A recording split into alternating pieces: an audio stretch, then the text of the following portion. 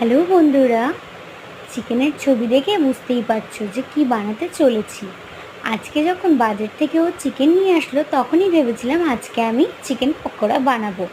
তো দেখো, চিকেন পকোড়া বানানোর জন্য প্রথমেই আমি চিকেনটা ভালো করে ধুয়ে নিয়েছি। তার সাথে দিয়ে দিলাম 2টো ডিম, ভিনিগার আর সয়া সস। তারপরে ধীরে ধীরে আমি দিয়ে দেবো গোলমরিচের গুঁড়ো,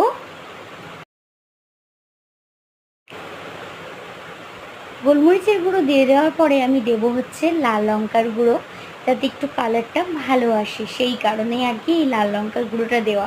তারপর আমি দিয়ে দিচ্ছি কর্নফ্লাওয়ার।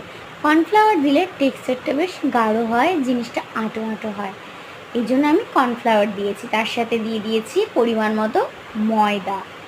তো যাই হোক, তোমরা সবাই আশা করি চিকেন পকোড়া খেতে ভালোবাসো। আমিও চিকেন পকোড়া খেতে কিন্তু খুব, বাড়িতে এই প্রথমবার আমি চিকেন পকোড়াটা ট্রাই করলাম। এর আগেও একবার বানিয়েছিলাম চিলি চিকেনের সময়, তখনই বানিয়েছিলাম অনেক বছর আগে।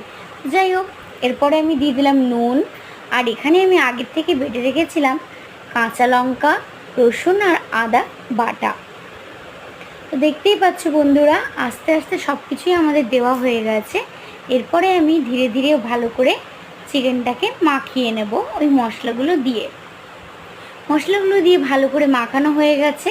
এবারে আমি 5 থেকে 7 মিনিটের জন্য ওটা ঢাকা চাপা দিয়ে আমি রেখে দেবো চিকেনটা।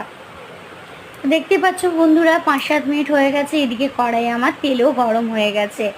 ধীরে ধীরে আমি চিকেনগুলো দিতে থাকবো ওই কড়াইয়ের মধ্যে। আমি একদম লো ফ্লেমে ভেজেছি। দেখতেই পাচ্ছ চিকেনগুলো লাল লাল হয়ে গেছে, এক পিঠ ভাজা হয়ে গেছে। আর কি সুন্দর হয়েছে কালারটা। দোকানে আমরা তো কম বেশি সবাই কিনে খাই, কিন্তু বাড়িতে করে বানিয়ে খেলে ইচ্ছে মতো খাওয়া যায়। তো বন্ধুরা, আমার চিকেন পকোড়া দেখো একদম রেডি হয়ে গেছে। বেশ খড়ো করে ভেজেছি। আমি থালায় নিয়ে বসে পড়েছি চিকেন পকোড়া খেতে। আর এই দেখো, আমি একটা চিকেন পকোড়া খেয়েও নিলাম। দারুণ হয়েছে, বিশ্বাস করবে না। তোমরাও বানিয়ে